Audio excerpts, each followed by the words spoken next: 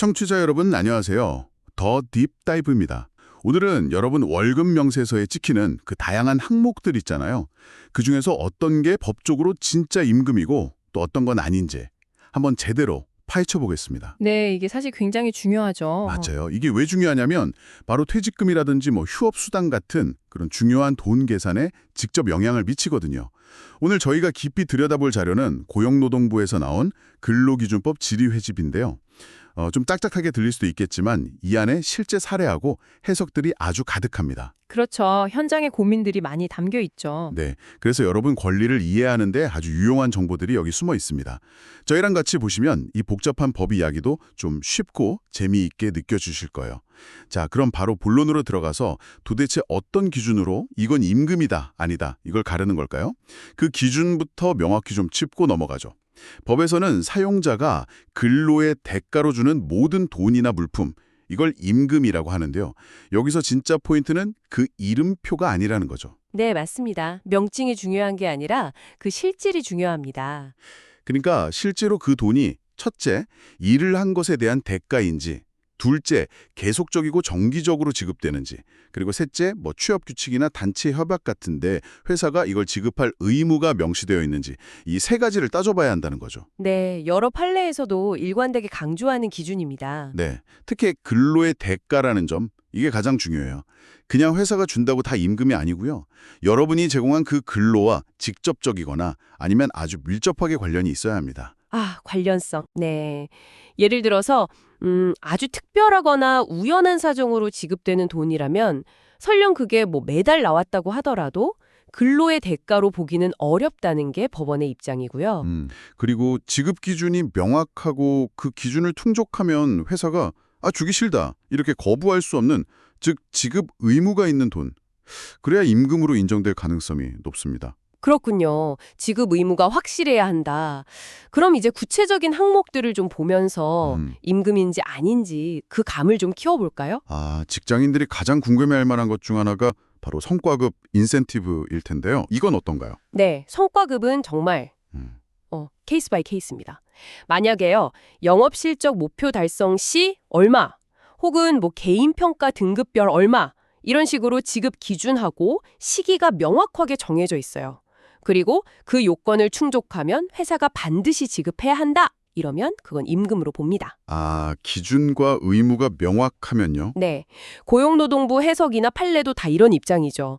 특히 공공기관 경영평가 성과급 같은 경우는 법이나 내부 규정에 따라서 계속적 정기적으로 지급 근거와 의무가 명확하다면 임금으로 인정되는 경우가 많고요. 그런데 여기서 정말 흥미로운 지점이 있네요. 똑같은 성과급이라는 이름인데 일반 기업에서는 또 다를 수 있다고요? 그렇죠. 만약에 지급 조건 자체가 좀 불확실하고 예를 들어 올해 회사 실적이 좋으면 준다. 혹은 CEO 판단에 따라서 지급 여부나 액수가 결정된다. 이런 식이면요. 이건 근로의 대가라기보다는 회사의 경영 성과를 나누거나 좀 격려하는 차원. 이렇게 봐서 임금이 아닐 수 있습니다. 약간 보너스 개념처럼요? 기준이 되는 셈이죠. 심지어 팀 목표 매출을 달성해도 팀장이 알아서 나눠주는 방식처럼 최종 지급액이 확정되지 않았다면 이것도 임금으로 보기 어렵다는 해석도 있고요. 와, 정말 성과급 이름만 보고 판단하면 절대 안 되겠네요. 그 지급 방식, 조건의 구체성을 면밀히 따져봐야 하는군요. 그럼 매달 좀 고정적으로 나오는 각종 수당들, 이건 어떨까요? 예를 들어 가족수당 같은 거요. 가족수당은 보통 취업규칙이나 단체 협약에 부양가족 1인당 얼마 이런 식으로 지급 기준이 명확히 정해져 있잖아요. 그리고 매달 꾸준히 나온다면 이건 임금으로 봅니다. 그렇군요. 식비는요? 요즘엔 식대보조 목록으로 급여에 포함해서 주는 회사들이 꽤 많잖아요. 네, 식비도 마찬가지입니다. 모든 직원에게 일률적으로 주거나 아니면 하루 4시간 이상 근무자에게 5,000원 지급처럼 특정 조건에 만족하는 직원에게 계속적, 정기적으로 지급된다면 그건 임금에 해당하고요. 네. 더 나아가서 이게 단순히 복리후생 차원을 넘어서 소정 근로 자체에 대한 대가로 지급되는 성격이다. 그러면 시간을 수당 같은 걸 계산하는 기준인 통상임금에도 포함될 수 있습니다. 통상임금까지요? 그렇군요. 그럼 정부나 지자체에서 지원해주는 돈으로 지급되는 수당들은요? 예를 들어 뭐 보육고사 처우 개선비 같은 거 있잖아요. 아, 그건 좀 다릅니다. 그 지원금 자체의 지급 조건이나 금액을 회사가 마음대로 정할 수 없다면 회사는 그냥 돈을 전달하는 역할만 하는 거잖아요. 그렇죠. 통로 역할. 네, 그러니까 임금이 아니라고 보는 거죠. 하지만 그 지원금하고는 별개로 회사가 자체 규정을 포해서 우리 회사는 처우 개선비를 얼마 주겠다 이렇게 약속하고 의무적으로 지급한다면 그건 또 임금이 될 수 있습니다. 결국 이것도 회사에 지급 의무가 있냐 없냐? 그게 핵심이네요. 맞습니다. 늘 그게 중요해요. 활동비나 품위 유지비 같은 항목들도 가끔 보이던데요. 이건 어떤가요? 그건 지급 목적을 좀 봐야 합니다. 예를 들어서 노사협의회 위원에게 회의 참석 같은 데 드는 실제 비용을 보조해주는 활동비다 이러면 임금이 아니고요. 근데 회사 명장 같은 특정 지위에 대해서 매달 고정적으로 주는 품위 유지비가 있는데 이게 실비 변상이라기보다는 직책 수당 성격이 강하다. 그러면 임금으로 볼 여지가 있습니다. 성격에 따라 다르군요. 판매 실적에 따라 받는 판매 수당은 뭐 당연히 임금이겠죠. 네, 그렇죠. 그건 근로제공, 즉 판매의 결과로 받는 명백한 대가니까요. 설령 회사가 이걸 임의로 깎아서 지급했더라도 원래 약속된 지급 의무 자체가 사라지는 건 아니니까 임금성은 그대로 유지됩니다. 네, 야간 당직 근무하고 받는 당직 수당은요?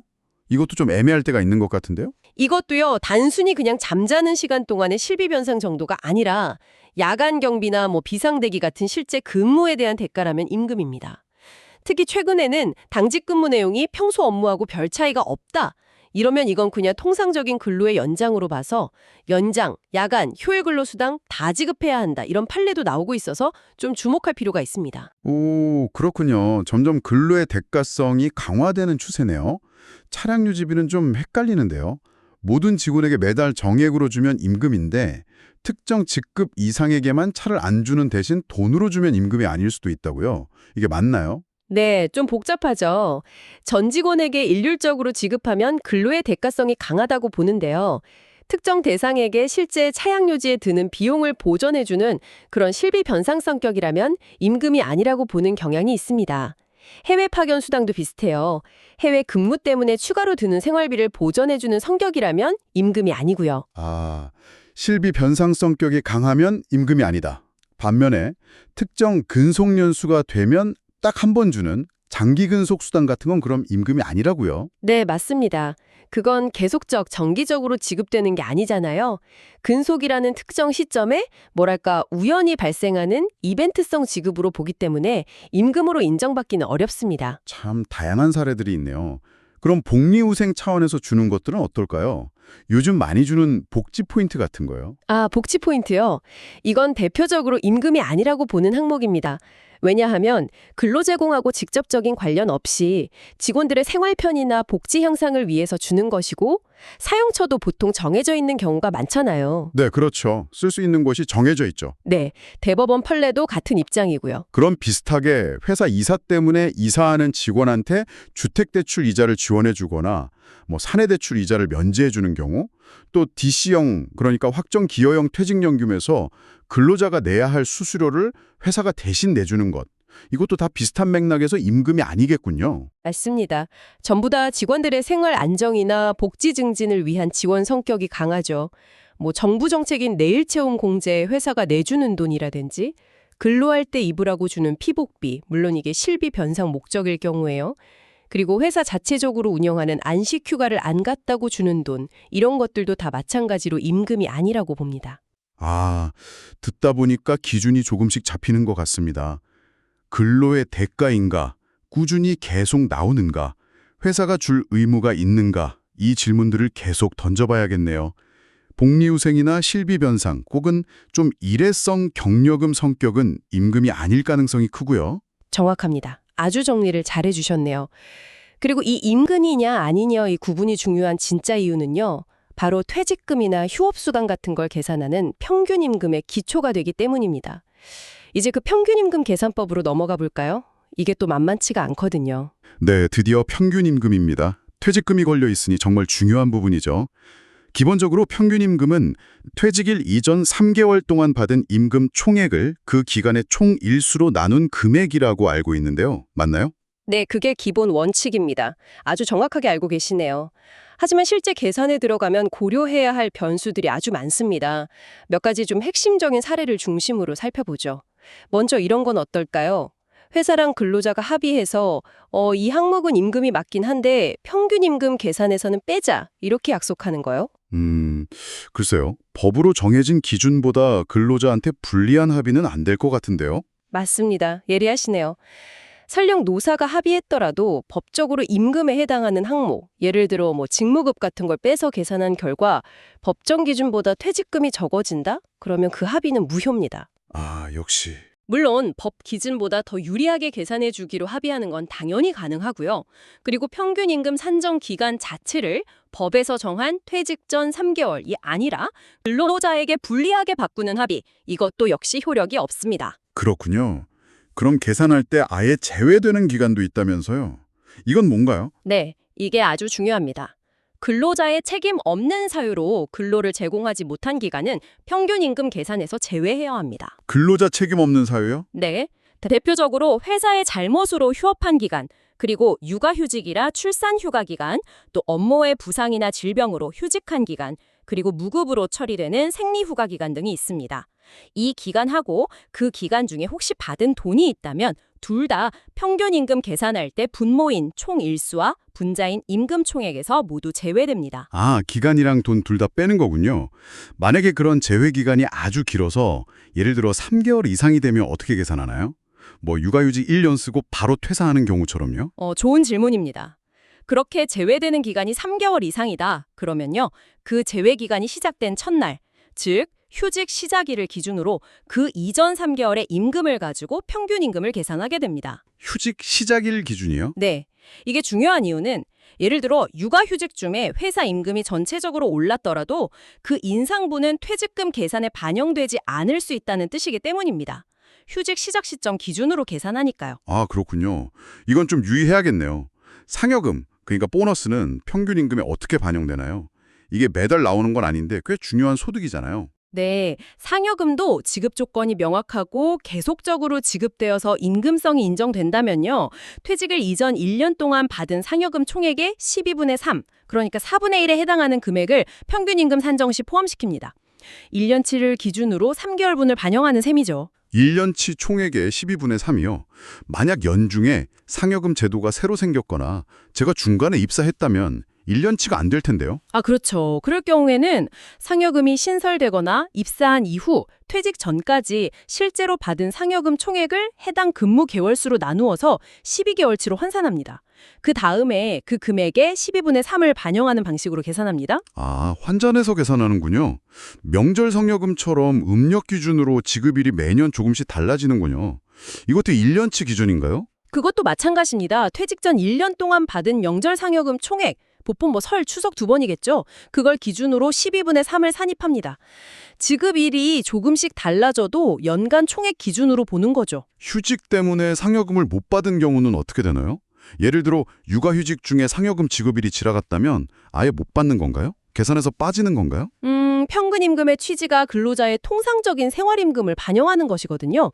그래서 휴직하지 않고 정상적으로 근무했더라면 받았을 상여금을 기준으로 12분의 3을 산입하는 것이 합리적이다. 이런 해석이 있습니다. 휴직으로 인해서 불이익을 받지 않도록 하려는 취지죠. 아, 다행이네요. 연차 휴가 못 쓰고 받는 돈, 그러니까 연차 수당도 평균 임금에 들어간다고 들었는데요. 이것도 3분의 10인가요? 네, 맞습니다. 이것도 상여금하고 비슷하게 계산해요. 퇴직 전년도 1년간의 근로에 대한 대가로 발생한 연차 휴가 중에서 사용하지 않아서 받게 되는 수당액에 12분의 3을 평균 임금에 포함시킵니다. 퇴직 전년도 근로기준이군요. 네, 그게 중요합니다. 퇴직하는 해가 아니라 퇴직 전년도 근무로 인해 발생한 연차 수당이라는 점이죠. 이것도 계산이 좀 복잡할 것 같은데요. 특히 최근에 법이 바뀌면서 1년 미만 근무자 연차 계산법도 달라졌잖아요. 네, 그 과도기 입사자들의 경우에 약간 혼란이 있을 수 있는데요.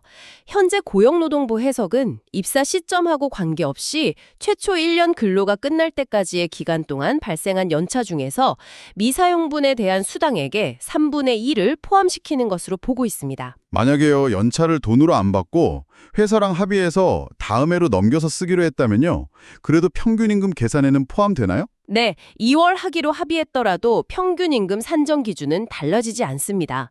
원래 그 연차가 발생한 시점, 예를 들면 입사 1년 되는 날의 다음 날, 이 시점을 기준으로 판단하기 때문에요. 퇴직 전년도에 발생한 연차라면 2월 여부와 상관없이 그 수당액의 3분의 1이 평균 임금에 포함됩니다. 나중에 2월한 연차를 쓰고 남은 걸 돈으로 받아도 마찬가지고요. 아, 발생 시점 기준이군요. 회사가 연체 쓰라고 막 동료, 사용 촉진까지 했는데 제가 그냥 나와서 일했고 회사가 뭐 별말 없이 근무를 받아들여서 결국 수당을 줬다면요. 이 돈도 포함되나요? 회사가 명확하게 일하지 마세요라고 노무수령 거부 의사를 밝히지 않고 근로를 제공받았다면 연차수당 지급 의무가 있고 그 금액의 3분의 1은 평균 임금에 산입해야 합니다. 와, 정말 다양한 경우의 수가 있네요. 혹시 또 주의해야 할 좀 특수한 상황이 있을까요? 네, 몇 가지만 더 짚어보죠. 탄력 근로제처럼 근무 시간이 좀 유연한 경우 단위 기간 중간에 퇴사하면 어떻게 될까요? 이때는 원래 약속된 평균 근무 시간, 예를 들어 주 40시간 기준으로 계산한 임금하고 실제 퇴직 전 3개월간 받은 임금 중에서 더 높은 금액을 기준으로 평균 임금을 산정해야 합니다. 아, 근로자에게 유리한 쪽으로요? 네, 그렇죠. 만약에 연장 근로가 줄어서 퇴직 전 3개월 소득이 평소보다 확 적어졌다면 그 기간도 제외되나요? 안타깝지만 그 경우는 제외되지 않습니다. 연장 근로 감소는 근로자나 회사의 규칙 사유로 인한 휴업이 아니기 때문에요. 소득이 줄었더라도 그 기간의 임금을 기준으로 평균 임금을 계산합니다. 그렇군요. 월급 중간에 퇴사했는데 회사가 너무 고맙게도 그냥 한 달치 월급을 다 줬어요. 그럼 그 전액이 평균 임금 계산에 들어가나요? 원칙적으로는 실제 근무한 날짜만큼만 계산하는 것이 맞습니다. 판례에 따르면 노사 합의 없이 회사가 임의로 더 준 부분은 평균 임금 계산에서 제외될 수 있습니다. 아, 원칙은 일할 계산. 네. 다만 노사가 합의해서 월급 전액을 평균 임금에 포함시키자 이렇게 정하는 것은 가능합니다. 그리고 또 하나, 코로나 전담병원 지정처럼 아주 특수한 상황 때문에 일시적으로 임금이 평소보다 엄청나게 높아진 경우가 있을 수 있잖아요. 네, 그런 경우도 있겠죠. 이런 경우 통상적인 수준을 현저히 넘어서는 부분은 임시로 지급된 임금으로 봐서 평균 임금 산정 시 제외될 수 있다는 해석도 있습니다. 왜냐하면 평균 임금은 어디까지나 근로자의 평상시 생활 임금을 반영하려는 취지이기 때문입니다. 와, 정말 파고들수록 복잡하고 알아야 할 게 많네요. 결국 평균 임금 계산은 단순히 그냥 3개월치 월급 나누기 3 이게 아니라 어떤 임금이 포함되고 어떤 기간이 제외되는지를 정말 꼼꼼히 따져봐야 한다는 거군요. 그렇습니다. 퇴직금처럼 정말 목돈이 걸린 문제인 만큼 이 기준들을 잘 이해하고 자신의 상황에 맞게 한번 계산해보는 것이 중요합니다. 물론 오늘 다룬 내용은 일반적인 원칙과 사례들이니까요. 개별적인 상황은 또 다를 수 있다는 점도 기억하셔야 하고요. 네, 오늘 저희는 근로기준법상 임금으로 인정되는 기준과 그 임금을 바탕으로 퇴직금 등의 기준이 되는 평균 임금을 계산하는 복잡한 방법들을 다양한 사례와 함께 깊이 있게 살펴봤습니다. 네. 핵심은 근로의 대가성, 계속성, 정기성, 지급 의무라는 그 네 가지 임금 판단 기준하고 평균 임금 계산할 때 제외되는 기간, 그리고 포함되는 임금 항목, 특히 상여금이나 연차 수당의 312 반영, 이걸 정확히 아는 것이 중요하다는 점이었습니다. 네. 오늘 이야기 나눈 것들이 청취자 여러분의 권리를 이해하고 또 지키는 데 조금이나마 도움이 되었으면 합니다. 하지만 가장 정확한 것은 역시 여러분 회사의 취업 규칙이나 단체 협약 내용을 직접 확인하는 것입니다. 맞아요. 꼭 확인해 보셔야죠. 네. 그래도 좀 헷갈리거나 분쟁의 소지가 있다면 노무사 같은 전문가와 상담하시는 것이 가장 좋습니다. 네, 오늘 저희가 준비한 내용은 여기까지입니다. 마지막으로 청취자 여러분께 질문 하나 던지면서 마무리할까 하는데요. 네. 오늘 우리는 주로 좀 전통적인 고용 형태 안에서의 임금과 평균 임금을 이야기했잖아요. 그런데 앞으로 점점 더 늘어날 원격 근무라든지 플랫폼 노동 같은 새로운 형태의 일자리에서는 근로의 대가나 평상시의 생활임금, 이걸 어떻게 정의하고 계산해야 할까요? 현재의 기준이 그대로 적용될 수 있을지, 아니면 뭔가 새로운 기준이 필요할지 여러분의 생각은 어떠신가요? 한 번쯤 고민해 보시면 좋겠습니다. 네, 정말 중요한 질문이네요. 오늘 심층 분석에 함께해 주셔서 감사합니다. 다음에도 여러분의 지적 호기심을 채워드릴 유익한 정보로 찾아뵙겠습니다.